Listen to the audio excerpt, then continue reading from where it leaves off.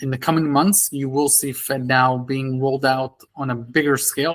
Hello, silver fans. This is T, and you're in the place to be for silver education, acquisition, and entertainment. Hey, thanks for watching, everybody. Lior Gantz, thank you so much for joining me on my channel. Great to have you back. It's a pleasure to be here. Absolutely. And hey, you are a person who brings a unique perspective to the stacking community, and you are having this conversation from Tel Aviv. And later on, we're going to talk a little bit about Israel and what's going on there. But first, let's start close to home. FedNow. People are talking about it here, and you've got some perspective. Can you tell us what you know? Okay.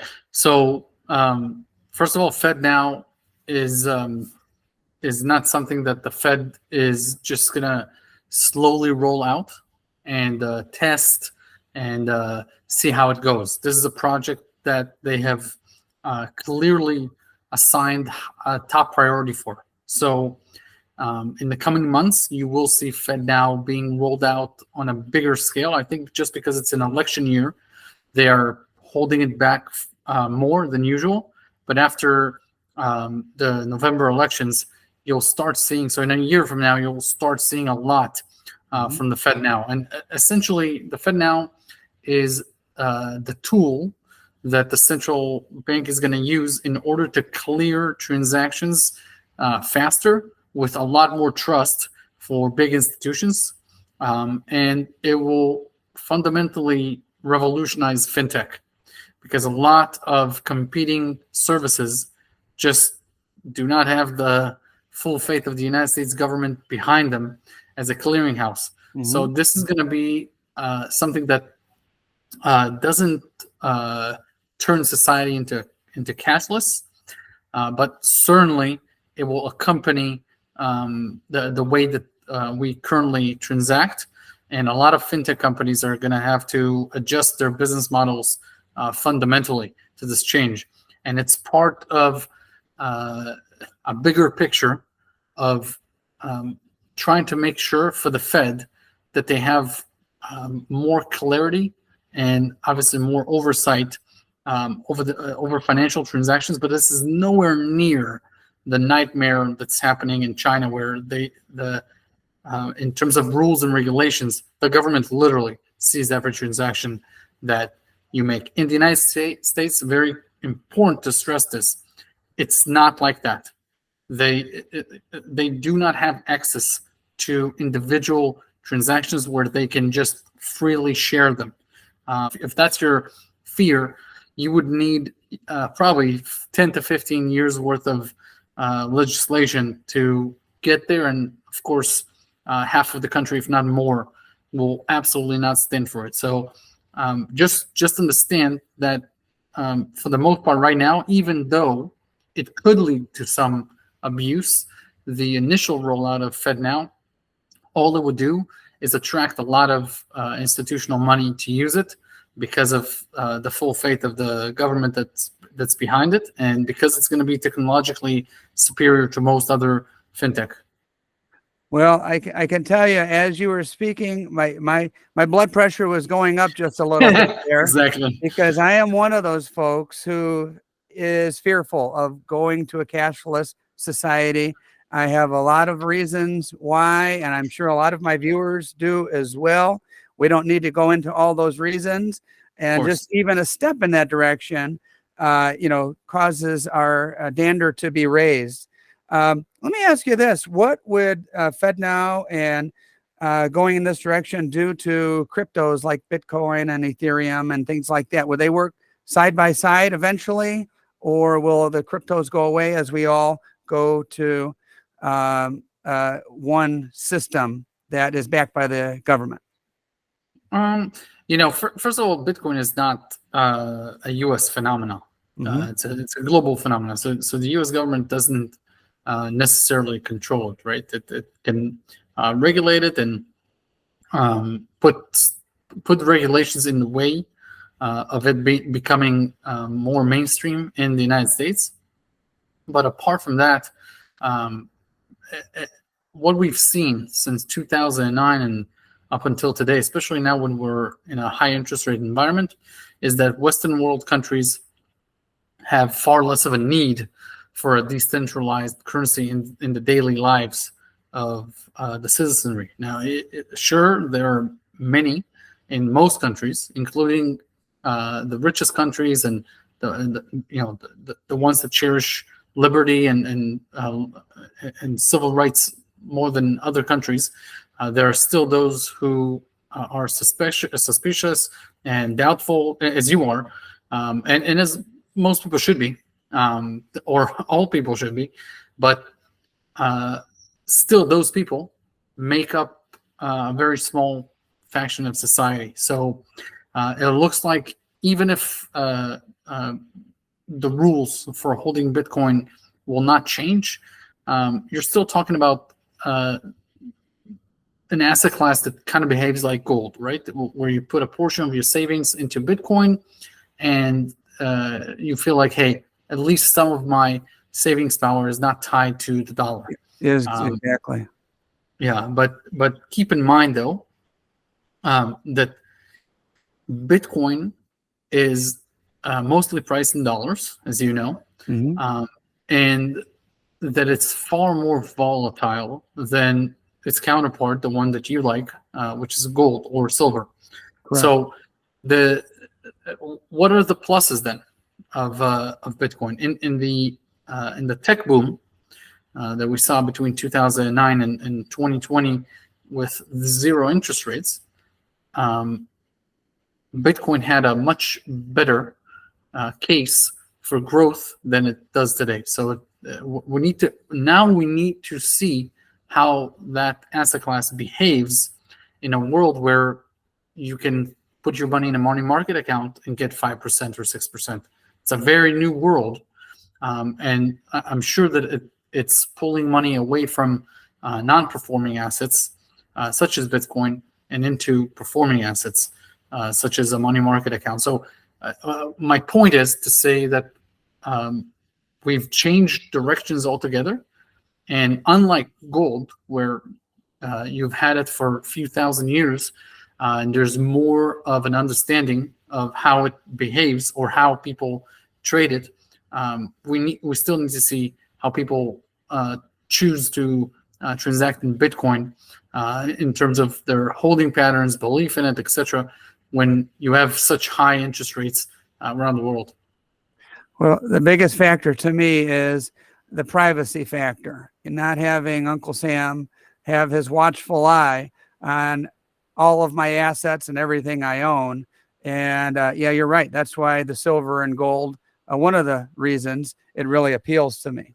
So, hey, thanks for sharing your wisdom on that and an update on FedNow and what direction we're going in. But let's get back to what's going on in Israel. And you asked me before we even started recording if I've seen things on the news and I'm aware. And I would venture to say that most Americans are just like me. We're getting excited about the NFL football season, baseball playoffs, the stuff that we have going on locally here in Chicagoland area. There's shootings every weekend. These are the things that we're paying attention to, not so much what's going on in Israel. So from someone who's actually there and living it, thanks for sharing what you can tell us about what's going on over there and what we should be aware of, even though we're mostly not. Yeah.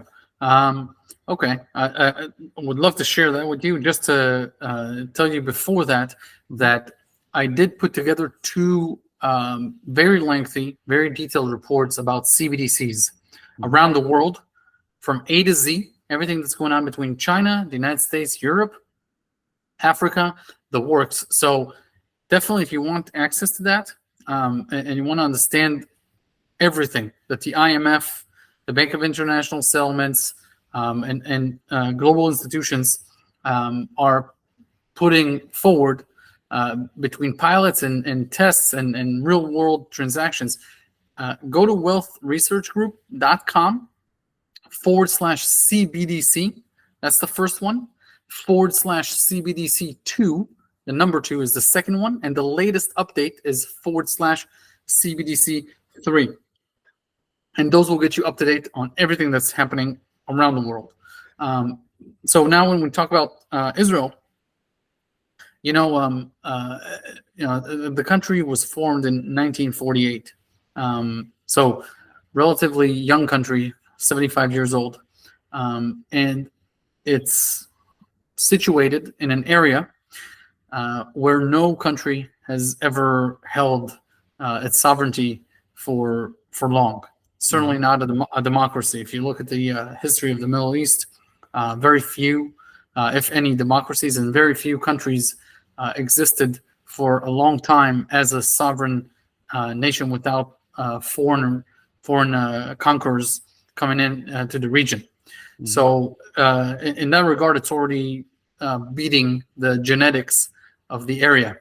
But inside of Israel, there are many different factions of society, and many different thoughts. The Jewish people that are the majority in the country of Israel are divided, of course, between those that see Judaism as a religion, those that see it as their heritage and culture and part of their of the people that they belong to, and others are very much to the liberal side and almost do not have connotation to Judaism and feel more like Israelis than Jews. So it's a huge spectrum. And that spectrum from those that want almost like a biblical country with the rules of the Bible, and those that want a liberal country, more like in the nature of California. As you can see, there is a big spectrum here, and that spectrum plays a role. But how many people in that in your country? In total, there are currently roughly 8.5 million total citizens. If I'm not mistaken, could be closer to 9 by now. The birth rate is the highest in the Western world by a huge margin. Wow. So we have 3 children per family. If you try to compare that, China has just over 1 per family, and their demographics is in decline. Europe, in Europe, most families have 1 child and a dog or a cat. And in the United States, it's a little higher, but still it's far lower than 2 per family. So the Israel is a really interesting case study of how religion and biblical or Islamic reprocreation incentives from the scriptures create that culture and still have that culture. There are many Israelis that have 5 and 6 children, just like in ancient times. Sure. And because we have 2 million Muslims that are Israeli citizens, mostly residing in the north of the country, they still have very much an agricultural, traditional Middle Eastern economy, and they have a lot of children. So the birth rate is insane for such a small country, and this is going to be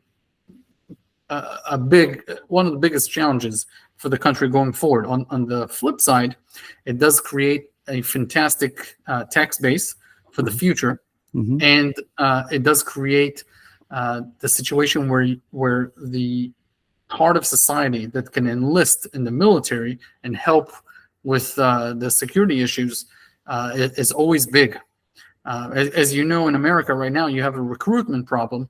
That's because the boomers are a huge generation. The millennials are pretty big, but the Zoomers are a tiny generation. And for the most part, they've spent the first 18 years of their life closed in their room, locked, and enjoying some gaming or programming or coding or whatever they do alone. My wife and I were just having that conversation about how quiet the neighborhood is this weekend. The kids should be out playing and riding their bikes and doing all kinds of things. Excellent. And it's quiet. It's just a weird situation. And it's Yeah. this generation. Yeah. Yeah. Okay.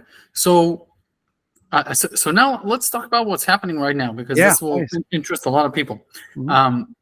As you know, we have three branches, just like in America: the executive, the legislative, and the judicial.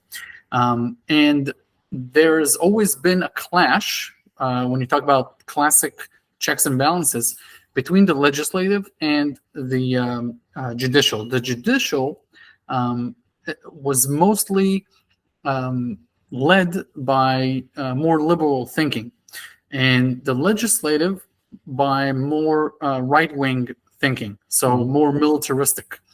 And the clashes have been epic over the years, and have created a lot of friction. So when the new government was voted in, they started to reform a few of the things that they wanted to take away some of the power from the judicial system, which they characterize as too powerful. Most of the country agrees that the judicial system is very powerful, but there's been a massive backlash on how this reform is taking place, to the point that it's not called a reform, it's called a revolution, a judicial revolution. Wow. And therefore there have been protests in Israel every weekend for 33 weeks in a row. Wow. Now the reason I bring that up is because in 2011, the Arab Spring, which brought to the streets also hundreds of thousands of people in countries that are way bigger than Israel, did not last more than 19 weeks. And their agenda was to topple over dictatorial regimes, not to protest against changes to a democratically elected government that is enforcing some agendas that some of the people in the country do not agree with. So this has brought about a range of issues from the Arab world around us. Are those protests violent, like the protests that we've had here in this country over the last 5-10 years? No, they are disruptive, but not violent. There's been episodes of violence, but not what you saw in America, where you burn private property down. It's just not part of the culture here at all. To vandalize, and of course, the people that are protesting are the liberal parts of society. So they want to show an example of democracy, that hey, we are protesting, but we are not anarchists in any manner. The level at which these protests reached the highest levels of society was when the high-tech sector, which is one of the leading sectors in the Israeli economy, began to speak out. CEOs of tech companies, cyber companies, and other companies begin to speak out against the reform and against the way that it's rushed and done.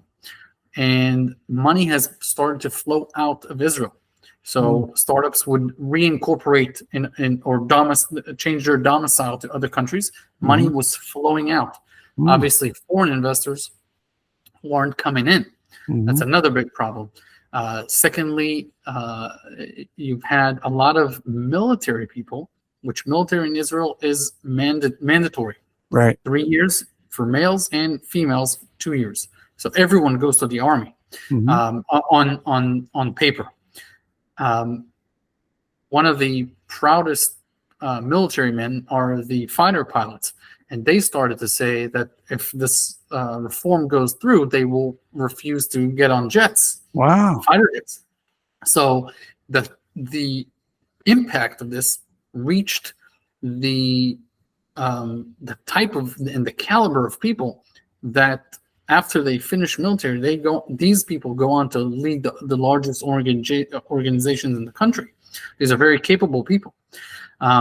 So how does this look to the countries that surround us?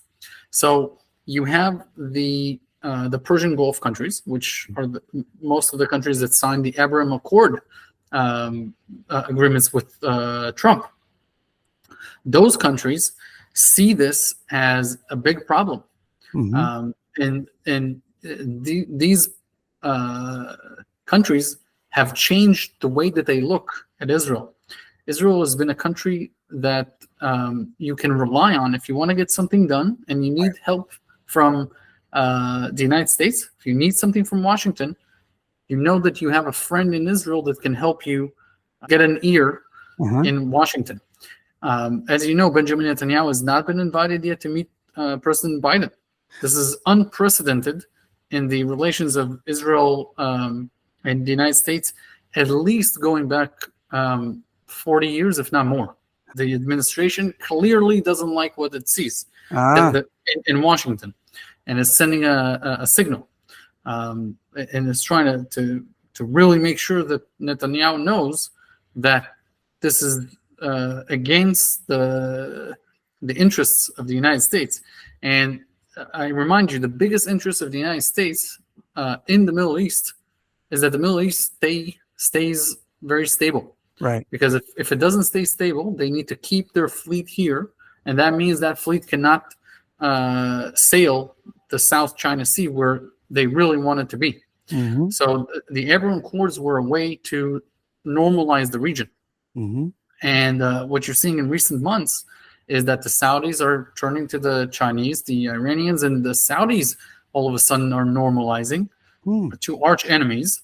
Countries that have notoriously not got along for hundreds and thousands of years, they are beginning to normalize, and you see demands from the Saudis that are they wouldn't dare to demand those things from the Americans 3-4 years ago, but now they know that they can demand more because the U.S. is desperate. So the Gulf countries definitely believe that Israel is weakened, and that's interesting. Then you have the countries that have a real big interest in the fall of Israel, and they think that they should not intervene. They should not provoke or attack or do anything. They think that if they just let it be, then the country will deteriorate further. So they're like, let them explode from within. Sure. The last thing we want to do, as you know, one of the oldest adages is that if you want to rally a country, you need to give them an enemy. So they're standing aside and not provoking in order not to unite the people around a common goal, but to let them continue to fight. So we're seeing that from countries like Iran that hasn't tried to quote unquote try to disturb Israel while its military is in such on such shaky ground, and it's a very interesting time. Certainly in my lifetime, I have not seen the country in this sort of situation. So I'd love to report in a few months and get back to you and tell you how this is progressing. But well, I have a few questions. Sure. A, how long will Netanyahu be in power for? B, out of the two sides that are having these conflicts and going after one another, which side does he lean towards? And and more personally, do you fear for your safety there? Do you look to perhaps leave someday because of all this, or how do you see this playing out? Okay, good question. So, first question was pretty basic. When does Bibi leave Big Pal, the elections are not even a year old. So Okay. if nothing happens, then in 3 years. But we've had 5 elections in the last 3 years, I think. So governments here in Israel, the way that the government is formed is by coalition. Okay. And coalition is a very complex topic. I can explain it in a different interview, because of time constraints. But Sure. Israel is a country that has a very unstable government Okay. in terms of the way that it's run. But on the flip side, it allows for more factions of society to be heard. So that's the trade-off. You get more pluralism in government, but less stability. Whereas in the United States, you get the opposite. You get a lot of stability. Mm-hmm. It's very hard to get a president impeached, but you only have two parties. In Israel, there are I think around 15 parties. So that was point number 1. Point number 2 is where does Benjamin Netanyahu lean? So one thing you can do to learn more about this, Bibi has been we call him Bibi, but Benjamin, but he has been dubbed as one of the best orators of modern politics. So if you've never heard him speak, before he was prime minister in the early 90s, he was Israel ambassador to the United States and I think the United Nations. So his ability to explain Israel's agenda over the last 30 years is well known around the world, but it's very complicated because he himself is on trial right now on various accounts, and still he leads the government. Wow. So yeah, it's very complex. Mm-hmm. And the third question was, do I fear for myself or for my children's future, etc.? There are people here that, because of the skill set that they have, which is tied to high tech, they have chosen to relocate. And so some of them are moving, but I wouldn't say it's a rush to the exit or anything like that. At the end of the day, when Israelis think about the bigger picture, for most Israelis, they think about where would they be safest, because you have to remember that one of the primary reasons that there even is a country of Israel is because of the aftermath of World War II. So those lessons are in the DNA of even now the third generation after World War II. So at the end of the day, most people, when they judge their options, they think about the fact that the Jewish people, we're talking just under 15 million people worldwide. That's nothing. So to be living inside of a sovereign with a military and everything else, it has advantages that no other country can offer. At the end of the day, it comes down to the might of the military and the economic benefits and the technological benefits and all the other value adds that this country has been able to generate over the last 75 years to the region and to the world, and the alliances that it has been able to form and is still forming. And so the question that most people answer at the end of the day is that they will continue to choose to live here, and that we need to solve these issues. The Middle East is very important for the United States for so many reasons. It's very important to China. It's very important to Russia, and obviously for oil. Secondly, because of the Suez Canal that runs through the Indian Ocean into Egypt, and then to the Med. A third of the world's goods go through there. There are so many strategic reasons to have a foothold here in the Middle East. Of course, the Hormuz Straits that are critical to the flow of oil around the world, and the Persian Gulf. And so this will not stop. And to be interested in the affairs of the Middle East is something that people that have money and savings and investments have to look into and understand. Well, I certainly appreciate you sharing your experience and your wisdom with us. This is fascinating. I think this will be very eye-opening for a lot of my viewers who, again, when we're watching our nightly news, this really doesn't make the cut, but yet, you're living it over there. And so thanks for sharing and enlightening us as to Absolutely. what's I was going trying on. to stay delicate and politically correct, just because this is a first exposure.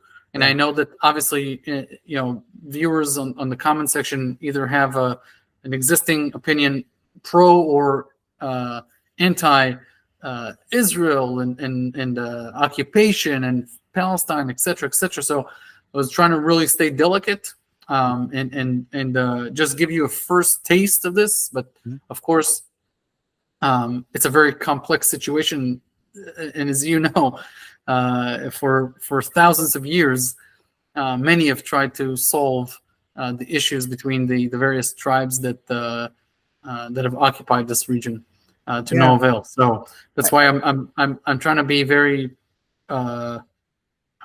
focused on just the facts without giving too many opinions on this type of topic. I appreciate that, because quite frankly, so many of us are ignorant regarding what's going on over there. But, it's important to get a well-rounded view, and conversations like this help. So once again, thank you. Appreciate it, Lior. Glad that I can offer a little bit of the current events.